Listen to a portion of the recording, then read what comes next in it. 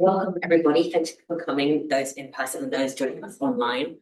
Today, we are delighted to be joined by Harriet Fertik and Ben Weinberg from Ohio State University. Harriet is an associate professor of classics at Ohio State, and she is author of The Ruler's House, Contesting Power and Privacy in Judeo-Claudian Rome, and co-editor of Above the Veil, Revisiting the Classicism, W.E. Du Bois, a special issue of the International Journal of Classical Tradition. Ben is an assistant professor of classics at Ohio State and is the author of Homer, Parmenides, and the Road to Demonstration. As many in the room may know, last term, the APGRD began a research seminar series here in Oxford on conceptual metaphors in classical reception studies.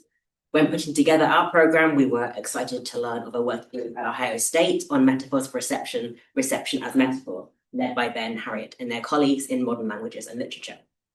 Their project, which began in 2024, explores the role that metaphors play in the construction of the discourse of reception, with a special focus on the epistemological and ontological implications entailed by specific metaphors. They consider metaphors of reception within key cultural and historical contexts for the study of Greco-Roman antiquity, and they also undertake a history of reception within the field of reception studies and examine the relationship between different approaches within this field. We take this as a very encouraging sign of growing international scholarly thinking about the role of metaphor in our discipline, and we believe our two projects will be highly complementary towards each other. And we are greatly looking forward to hearing more about Harriet and Ben's project this afternoon, so I will hand over to them now. Excellent. Well, thank you so much, Leo, for that introduction. Thank you to Leo and Pantelis for the very kind invitation to present here, to Florencia for help in organizing the event, and to everyone in the audience. And indeed, it's clear from the coincidence of your excellent keywords project, Leo and Pantelis, and our metaphors of reception as a metaphor project, both of which arose entirely independently of each other, that the broader idea of looking at metaphors of reception is an idea whose time has come. We're particularly excited to begin this dialogue between our projects in earnest, and it's clear that they complement each other really nicely. So the structure of our talk today will be as follows. We'll begin with an extended close reading of a classic text in reception studies, which will help us set out some of the stakes and the agenda of our project. We'll then turn briefly to a description of the project's components and timeline before ending with two specific topics of interest that have emerged in the course of our project so far. So let's begin at the beginning. In the opening pages of his landmark Redeeming the Text, Charles Martindale provides a lengthy block quote from what was then a recent essay by Richard Jenkins on Virgil's eclogues. Noting the foundational influence of the eclogues on the subsequent pastoral tradition, Jenkins had said, "It is hard, therefore, to approach the eclogues openly and without preconceptions about what they contain.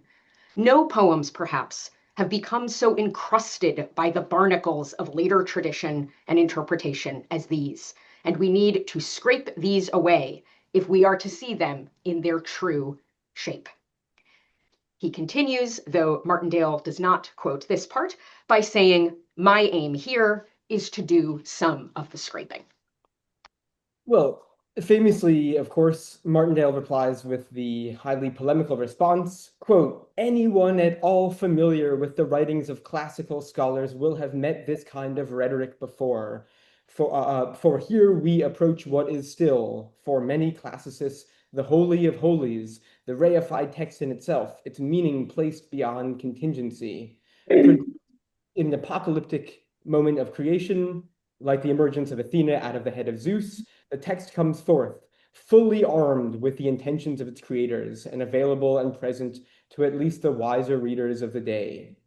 Unfortunately, during the intervening years, it suffers depredations from the follies, incompetences, and sheer ignorance and naivete of our near ancestors, particularly those unfortunate enough to live in the Middle Ages, as we quaintly call the 1,000 years from St. Augustine to Dante. Luckily, modern classical philology is at hand to roll back the years and reveal to us the original in all its gleaming, pristine purity. Well, this exchange, and thank you for indulging us in letting us read this lengthy passage, the exchange will be very well known to all of you, of course, and that is precisely the reason we wanted to begin our talk with that exchange. Importantly, it's not only that this text is well known, but that it has ultimately attained a kind of canonical status, becoming a foundational text with which discussions of reception often begin and to which they often return. Indeed, it's tempting to say, and others, and Martindale himself effectively have said, that this is the originary text of reception studies. So whatever happens in redeeming the text has an outsized influence on the field of classical reception. Okay, fine. That's pretty clear. But there are also other, no less important reasons to start here, too. It's no coincidence that this exchange takes place in the opening pages of Redeeming the Text. That's because the attack on Jenkins is a crucial move in Martindale's broader strategy for articulating his own theory of reception. It's therefore not surprising that the juxtaposition with Jenkins' barnacles and the invective heaped upon them fundamentally frames and structures the argumentation that follows. Jenkins and the barnacles become the foil or stalking horse against which the remainder of the text sets out its claims. Where Jenkins wants to scrape away the barnacles and get back to what's really in Virgil instead of simply put upon Virgil, Martindale makes two well-known points. First, in his so-called weak thesis, he insists that what Jenkins would call mere barnacles tell us something important and worthwhile about Virgil. And second, and of course you will all know this well, but it's important to work through this, he argues that rather than being extraneous incrustations that hinder or impede our access to the original text, other texts that intervene between us and that text form a, quote, chain of receptions, which serves as the very condition of possibility for the continued legibility of the first oldest text. So they are not lowly parasitical entities that deform and devalue, but rather vital lifelines that make contact with Greco-Roman antiquity possible in the first place. As will be clear from this radical shift in meaning and value, the barnacles and the chain alike are doing a tremendous amount of heavy lifting for both scholars. It would be easy, and it is very tempting at this point, to continue to dwell on the metaphors of the barnacles and the chain. In addition to aesthetic questions, there is a broad array of epistemological and ontological implications concerning the nature of texts, textual engagements, the hermeneutic process, and other essential aspects of reception that emerge from these two metaphors. There are interesting questions, too, concerning the contrast between a metaphor where the source domain or vehicle is drawn from the world of nature as opposed to the world of human craft. And there's much, too, that could be said about the biology of barnacles or the physics of chains. For now, however, we just want to observe two closely related points. One is that, from the outset, the discourse of reception proceeds by way of and is predicated on metaphors of reception. These metaphors can be explored at length and their ontological and epistemological implications probed, as with Martindale and the barnacles. Or they can be simply introduced at a decisive moment in the argument, but left unexplored, as with Jenkins and the barnacles or Martindale and the chain. In either case, the opening move is to turn to metaphors. A second point is that these metaphors of reception play a crucial role in structuring the basic terms and stakes of the arguments they begin. The turn to metaphor, that is not only an opening move. It shapes and structures the trajectory of what follows in fundamental ways. And of course, far from being unique in this respect, redeeming the text is rather exemplary. Consider, for example, another instance also from Martindale, in this case from the 2006 volume, Classics and the Uses of Reception. Here he introduces what he calls a colorful metaphor from another scholar, again, at the very beginning of his argument, this time in a more approving vein.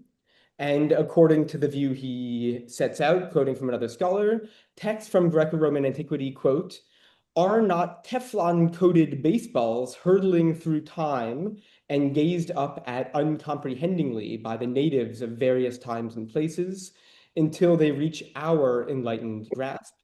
Rather, they are pliable and sticky artifacts, gripped, molded, and stamped with new meanings by every generation of readers. You can see that the metaphors quickly start to build on themselves and perhaps even start to get a bit out of hand, perhaps not.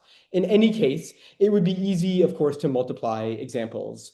An important volume from 2015, one which you will know well, Pantelis, takes as its premise that archaeological stratigraphy offers a guiding metaphor for conceptualizing reception. And here too, the opening pages are devoted to setting out the terms of the metaphor. And in fact, when one starts looking, it can be difficult to find co-edited volumes or even indeed just articles or book chapters that don't orient themselves around a new metaphor for conceptualizing the relationship between Greco-Roman antiquity and the present.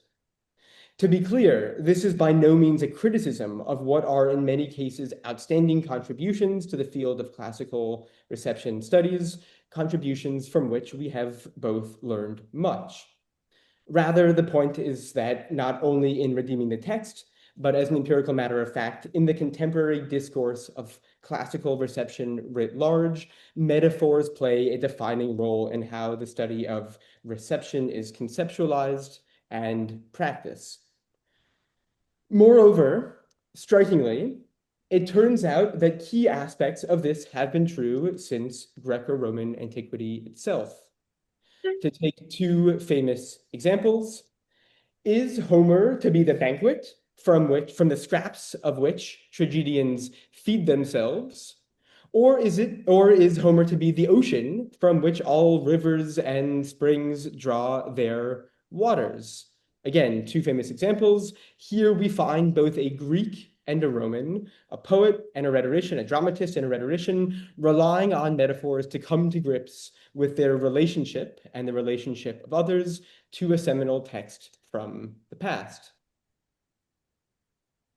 There are other points to note, too.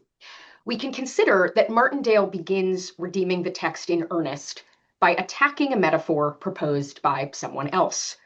For Jenkins, the barnacle metaphor is emblematic of everything that one must do to engage with Greco-Roman antiquity in the right way. For Martindale, by contrast, the metaphor of the barnacle becomes a shorthand for everything that one must reject to engage with Greco-Roman antiquity in the right way. Two further points to make here. One is that the metaphor turns out to be a key site of contestation, the place where the clash between competing visions of classical reception is staged, and the source which provides the language through which this clash is articulated. It is not barnacles, but chains or pliable, sticky, non-Teflon, non-baseball artifacts or geological stratigraphy, and so on and so forth. Second, and closely related to this, what we see is thus not merely an impulse to produce one's own new metaphor, but also to show how the previous metaphor or metaphors used by others are in some sense incorrect or perhaps deficient. Revising, fixing, or improving upon the metaphors that others have used is therefore an occasion to demonstrate that one's own way of conceptualizing reception is superior, or at least an improvement. Metaphors of reception, that is, become both a site of contestation and, as so often, a site of self-fashioning. So these are, in some sense, the really key points underlying and animating our project, and we want to emphasize that from the beginning. But we also think that there are other reasons to observe the importance of redeeming the text in the contemporary discourse of classical reception. This is to highlight the importance of genealogy and of historicizing the field of classical reception itself. That as a general matter, this sort of enterprise would be valuable is obviously hardly new or surprising. The historicist wing of classical reception, which is no doubt the dominant one now, has always placed a premium on tracing genealogies, identifying inflection points in intellectual trajectories, and relocating these in their time and place and cultural context. And in an important sense, this also brings us back to our event today. It's particularly apt that we have the privilege of presenting to you at Oxford, since in some sense the Jenkins-Martindale relationship cannot be understood without Oxford. The battle of the barnacle and the chain is, of course, a debate between two products of your institution who were both deeply shaped by their time there, albeit in different ways. While this point has already received some valuable scholarly treatment, we think that there's much more that can be said more broadly regarding the importance of individuals and institutions in the formation of the discipline of classical studies, the way this provides it with defining characteristics and shapes its subsequent trajectory. And here the University of Bristol probably also deserves some attention. Taking a step back, we can say that rather surprisingly, the discipline of reception studies, so attuned to the importance of relocating cultural phenomena in their social, political, and institutional context, does not yet seem to have produced a detailed reception study of reception studies, as it were. This also brings into view one final item we wish to emphasize in the encounter between Jenkins and Martindale. This is the specific nature of the critique that Martindale ultimately levels against Jenkins. In fact, there are actually two separate lines of attack. One is that Jenkins is under-theorized. In eschewing a self-reflexive engagement with literary theory, Jenkins ends up practicing a, quote, historicism that denies history. By contrast, Martindale argues for a historicized anti-positivism that he sees as a synthesis of Jauss and Derrida. The second concerns what Martindale sees as the apolitical or depoliticized nature of Jenkins's discussion. Accordingly, Martindale sees himself as bringing to the surface a set of political questions and concerns that he thinks Jenkins has elided or occluded. These 2 points may be closely related, the under-theorization on the one hand and the depoliticization on the other. And in practice, they often can be closely related. It's also clear, however, that they do not necessarily need to be. As we will discuss further below, we have observed what may be a split or even an increasing split between scholars of reception who focus on the political critiques and those who focus on theorizing reading. Paying close attention to the original debate between Martindale and Jenkins can therefore prove illuminating in this case also. There's one final point that we want to add at this stage. In a brilliant and underappreciated contribution to the volume Classics and the Uses of Reception, Duncan Kennedy observes that the term reception itself has its own powerful ontological and epistemological presuppositions and implications.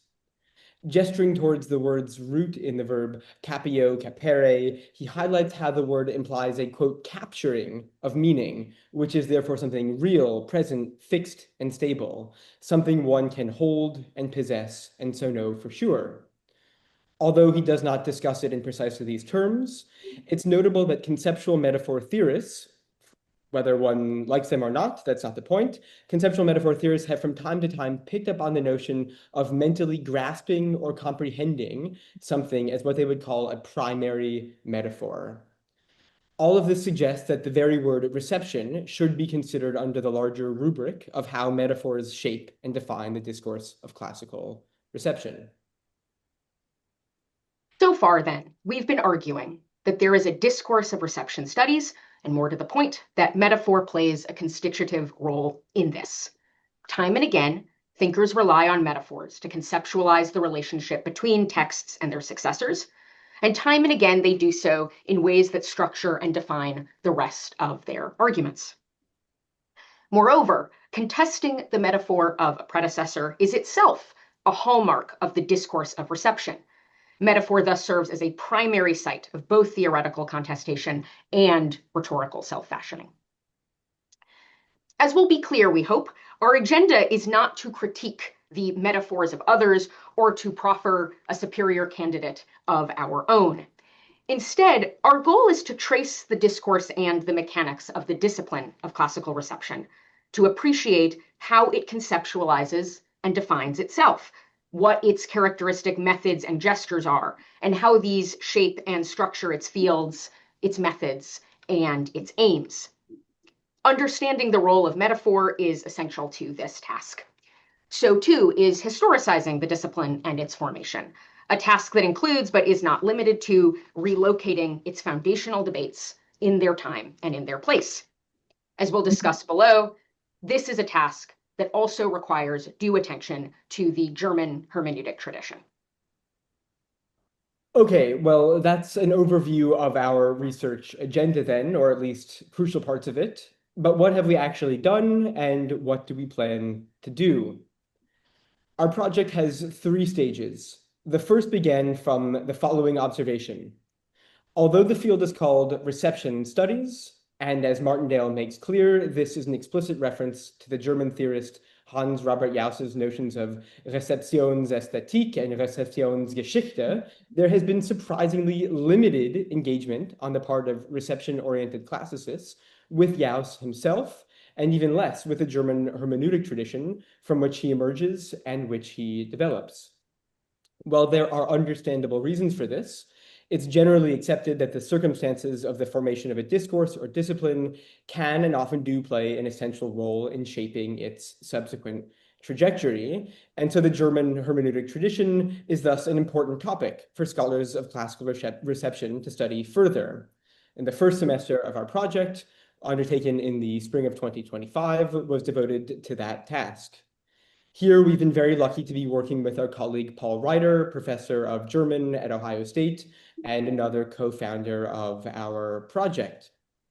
Our activity there focused especially on Schleiermacher, Gadamer, Jauss, and Iser, and we were also amused to learn along the way that the term reception is considered not only old hat, but even slightly dépassé in the field that produced it, that is, in German studies itself.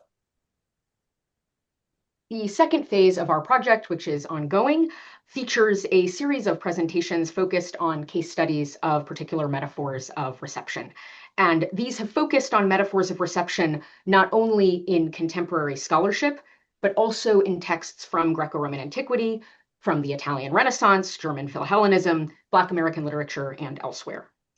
As this suggests, a key part of our methodology has been to foster conversation between classicists and scholars in fields beyond classics.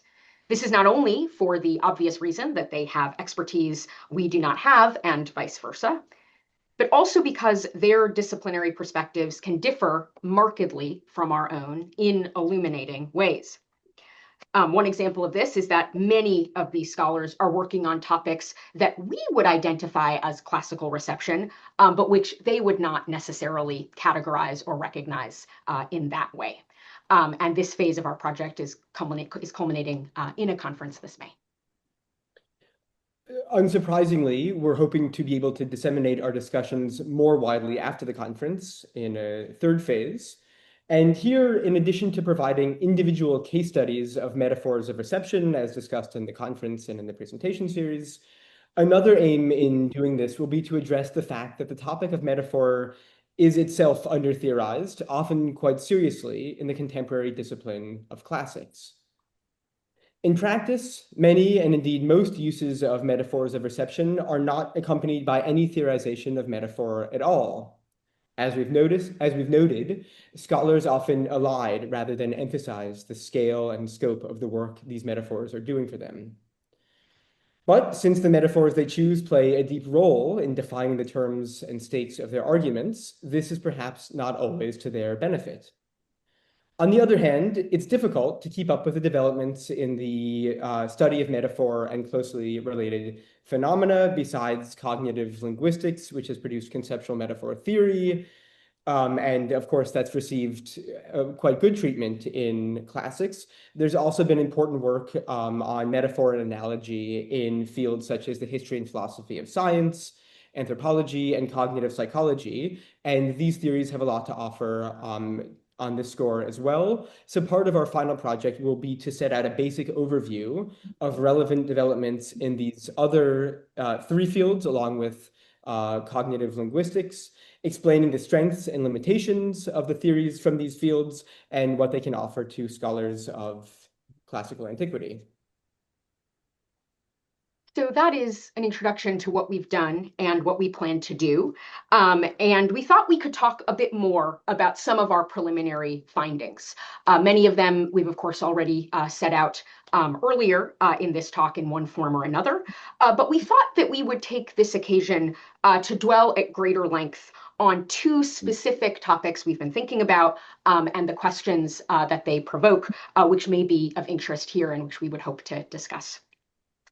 So one striking feature of redeeming the text is its persistent use of theological language and images, not least redeeming in the text itself, of course, or in the title itself, of course. Martindale discusses, quote, the importance of biblical hermeneutics as an analog and model for the activities of secular literary criticism.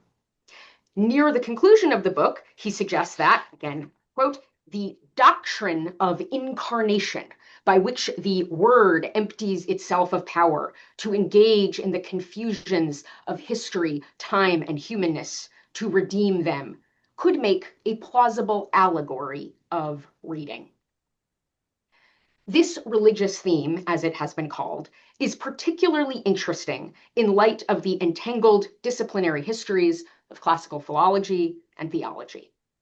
This is a line of inquiry which has been the subject of important recent scholarship and leads us again to reckon with the fundamental nature of German intellectual and cultural history, both for classics and for reception studies. Schleiermacher was a foundational figure for the German hermeneutic tradition, which Martindale invoked. He was also a Protestant theologian. The enduring significance of biblical philology in shaping the German academy into the early 20th century has received particularly important coverage from scholars. This research has called into question, or at least complicated, historical narratives of the secularization of scholarship. More recently, and in a related vein, scholars have shown that claims to moral education and meaning are and have been constitutive of the modern humanities, its basic self-defining and even self-defensive move from the Enlightenment to the present. This has important implications for the liberatory commitments that many scholars today affirm, and scholars of classics and classical reception are, of course, among them. The programmatic desire to redeem the text may offer a way into the intertwined histories of two seemingly distinct claims or efforts to make meaning from texts and to remake the world.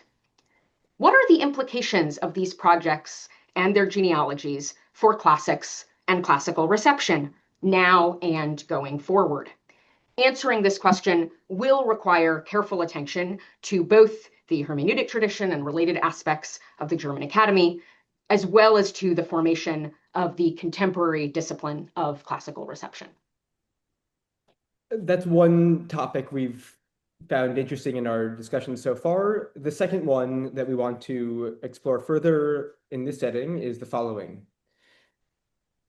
We'll be a bit tentative about this. It seems to us that there is a growing divergence between scholars who are more interested in one or the other of the two lines of Martindale's attack against Jenkins we discussed above, namely either that Jenkins is under-theorized or that he is too depoliticized and apolitical.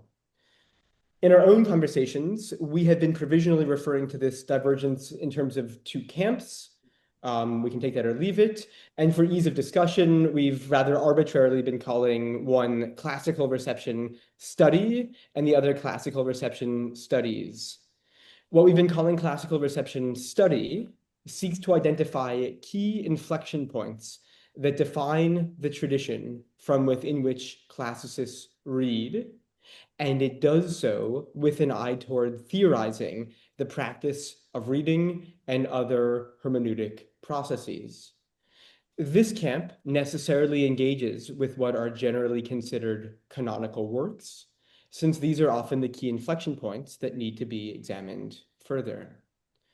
By contrast, what we've been calling classical reception studies, again, apologies for the rather silly terminology we've been using, perhaps you have better ideas.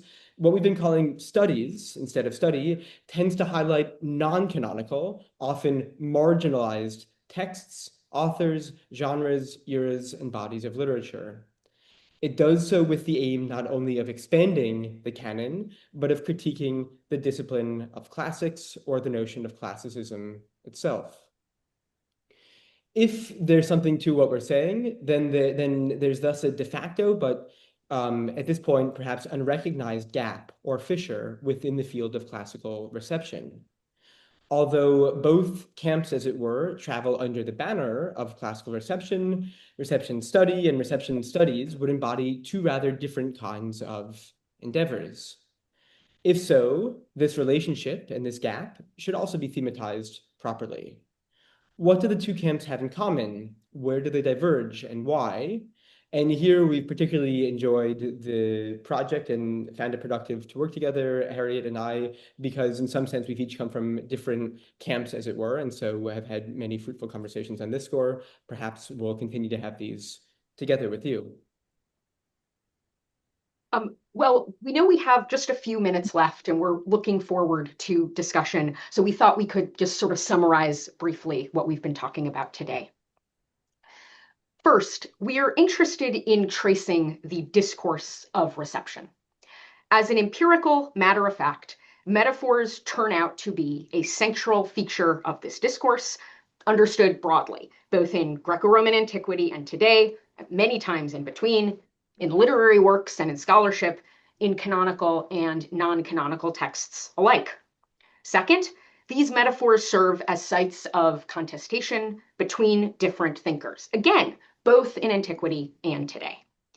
Contesting these metaphors of reception and using them as opportunities to fashion one's own place and identity is thus part of the discourse of reception, too. This is important because these metaphors end up exerting a deep influence in structuring the discourse of reception in the texts in which they are used.